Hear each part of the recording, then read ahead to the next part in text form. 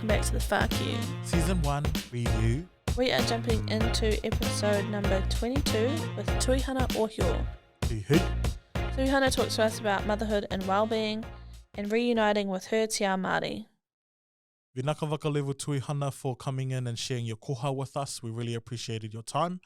Tuihana reminds us that at any age you can be called to be your best self regardless of the noise in this beautiful first whakaaro. I'm like, I sit here today at 51, just starting to learn my culture, you know, I've become a stepmom to a 6-year-old when I thought I was kind of done and dusted for a few years, you know, and I mean, now I'm in this space with you guys. So, and I just love being in this space because I love being in the spaces that I'm in at the moment because I really feel like I'm reaching out and, you know, kind of that song, reach out and touch somebody's hand, make this world a better place if you can. Like, well, okay, that's you know, if we're really going to do that, we really need to do that. Tuihana then tells us to always remember our light, and you are allowed to take your time doing this in this next gem.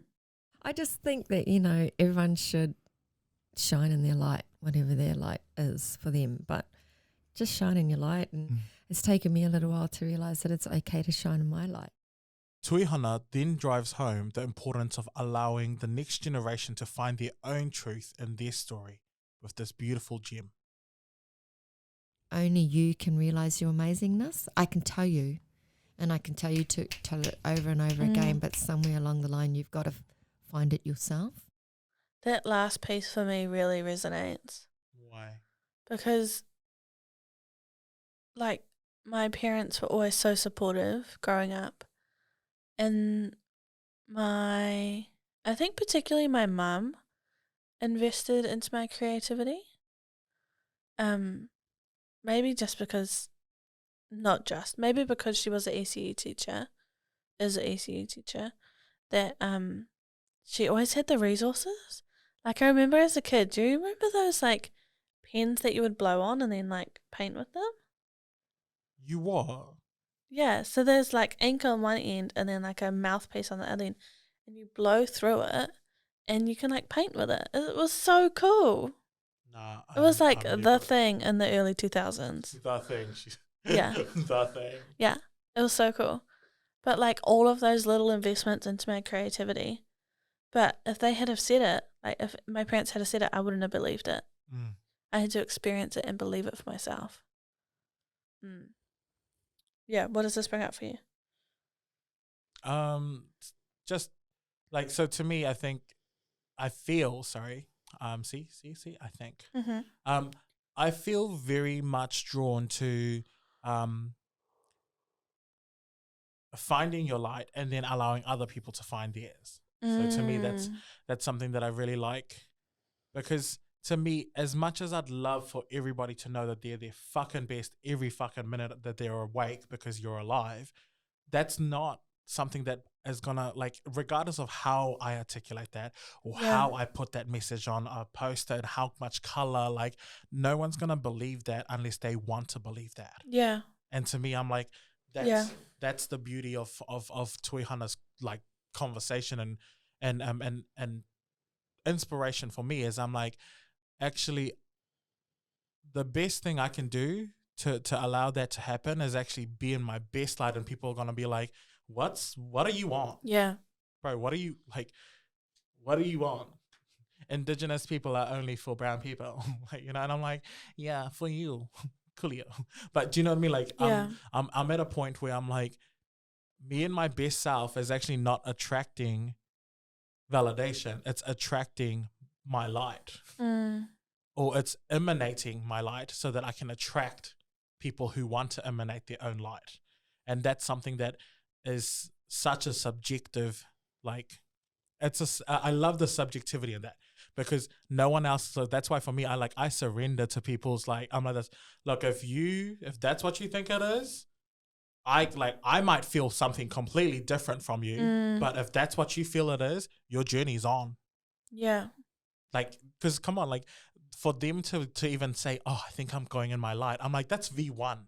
Yeah. or that's V20 and you're still discovering, or that, and like, I'm like, who am I to be in that way?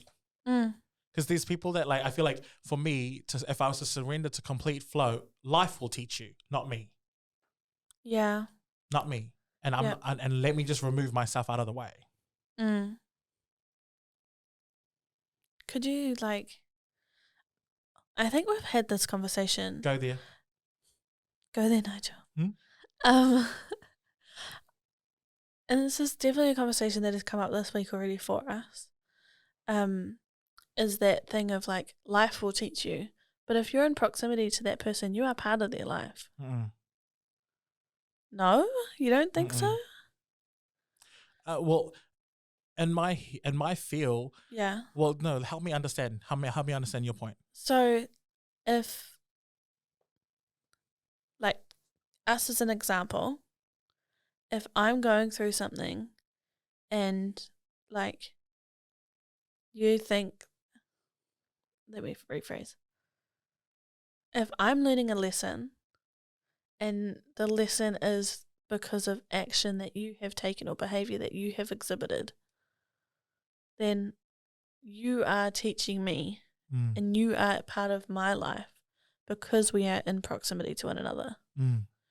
So, yes, life is teaching me, but you are part of that. Do you understand what I mean? And that's my take on that. And that I might be hearing past you on this. Nah, we're saying the same thing. We're saying the same thing for sure. And I still agree that you're responsible for your action and reaction, and I'm responsible for my action and reaction to whatever is going on in the middle. 100%. 100%. But I feel like there is a connection between being in proximity to someone and that person affecting your life, because we don't operate out here in silo. I disagree with that part. Oh. Okay. Would you be operating in this space in silo? Yeah. What? Yeah. Listen. I'm listening. Yeah. Because I agree with you and what you've said, and I also agree that everybody is in their own world trying to do their own thing. So to me, everybody is, so as much as like, and that's the subjectivity of finding your light. You know what I mean? That's the subjectivity of finding your light. That subjectivity actually is, because it's, to me, as much as, so I can't explain it to anybody else but me. So my choices has gifted me this light and this path. Yeah. So if I like, because that's what I believe we were given was like, and it doesn't matter if you attach it to religion or if you attach it to whatever kaupapa you attach it to, the will to choose is the gift that we have. Yeah. And because that's subjective, to me, I'm like, everything is a choice from you when you were younger till now has been a choice. And there's a reciprocity of, so like the singularity and individualism as in this also exists with your whakaaro. So, because to me, I'm like, I feel like what I tend to hear is that it's one or the other. And I'm like, both are actually true. Yeah. The individualistic, like, as much as people will hate me for saying this, it's like I 100% see that everything is a choice. So you choose your identities, you choose your options, and anything that happens to you obviously is not a choice. So you like, you know, that's the stupidest thing that, like, to me, I always hear the argument of being like, I didn't choose poor. Yeah. I didn't choose rape. I didn't choose, and I'm like, this, no one fucking said that. Do you know what I mean? Like, no one fucking said you chose rape, or no one chose your abilities, your different abilities and access to. No, that's not the point. Like, what, like, that's a different argument, which I agree with. Yeah, I agree with those arguments, but we those arguments have not adding have a different playing field to this argument of being like, everything is a choice. Once you're born into this world and you're conscious in this world, you choose your actions. So you choose to feed yourself, you choose to go and wipe yourself of these and this, and the oppressions also exist. the systems also exist. It's not one or the other. And the point that I always feel is missing in these conversations is that people are like, oh no, you're just not a kind-hearted person. And I'm like, I don't fucking need to be. I'm like, why do you have to be? For somebody else, right? Like, you're not a kind-hearted, or you're not saying it in the particular phrasing that I narcissistically want to hear. And that makes me feel comfortable. Yeah. And I'm like, to me, I'm like, it's not here to make you comfortable, buddy. It's interesting though. Like, I really do feel it's interesting that, that I've never, so to me, I never used to understand or entertain the truth of individualistic like approaches. And do I believe it's my leading factor? No. Because I'm conditioned not to. Yeah. I'm conditioned not to be the individualistic person.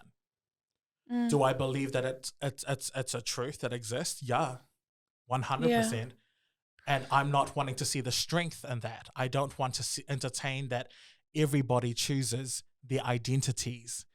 Everybody chooses what they want out of their identities as a precaution of a safety for themselves. And it's a safety measure for themselves, or it's a survivance. It's a mechanism to as a retaliation to their conditionings. Yeah. So to me,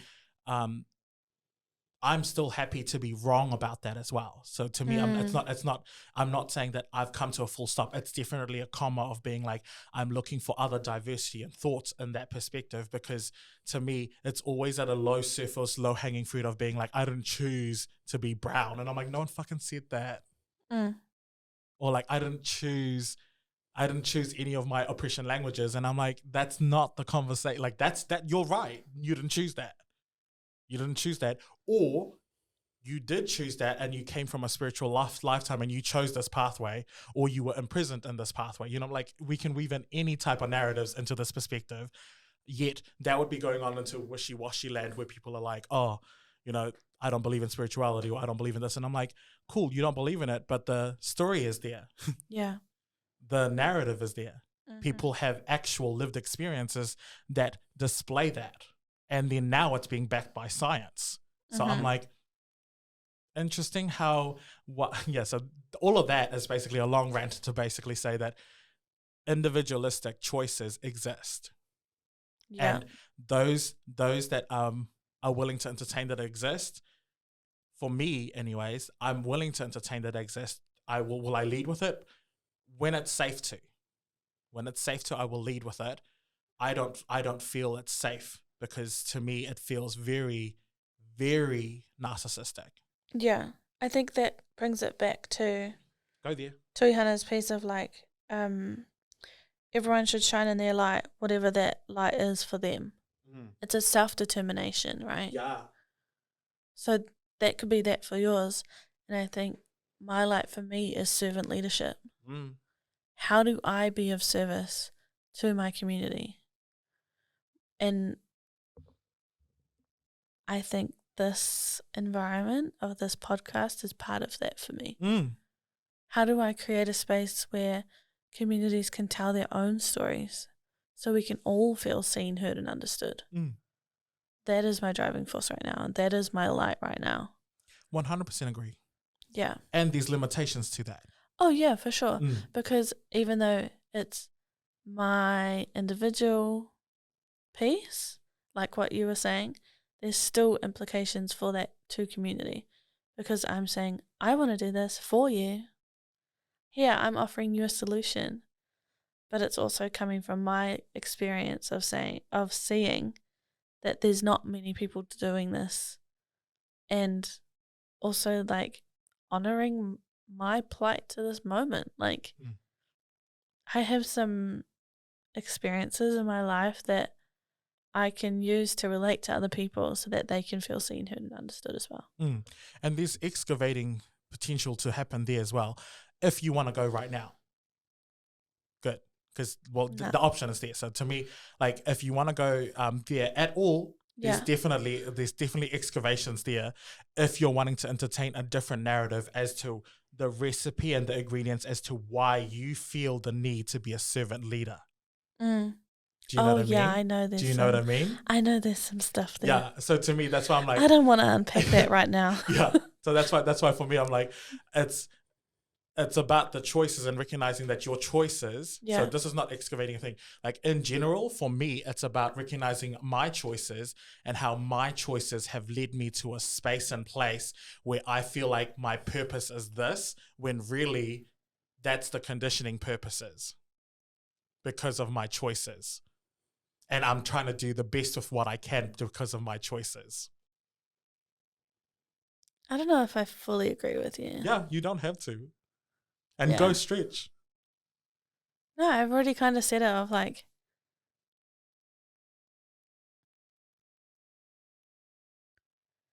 I think conditioning does have something to do with it, but I think I also have an innate drive for service. Oh, I don't want to excavate. So I'm gonna pause there because I don't want to excavate. Yeah. Yeah, but like I just want to. Yes, choices.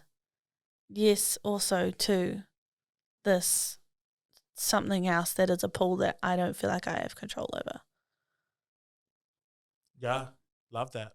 Yeah, I think one works in harmony with the other as well. It's not one or the other; it's both and. For me, anyway. Yeah. I would agree with that, and I would say that I'm at a point where I'm trying to. So I in complete agreement with that. I'm at a point of making the right choices so that I can get clarity on that gift instead of that gift using and abusing it when it's of convenience. Yeah, that's actually the leading light and the lead, like, you know, and that's like, we can go on and on, but we could be here for hours. I feel like to me that's like that's a beautiful thing that you've recognized in yourself, and I agree and echo that specifically.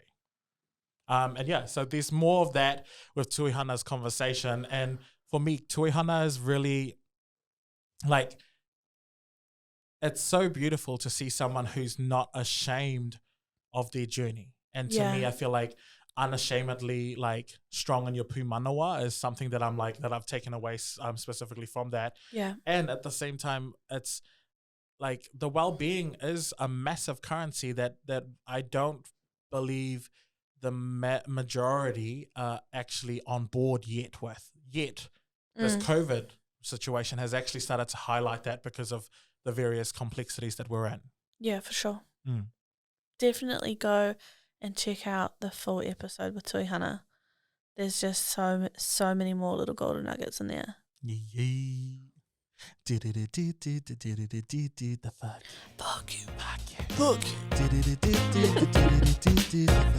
Fuck you.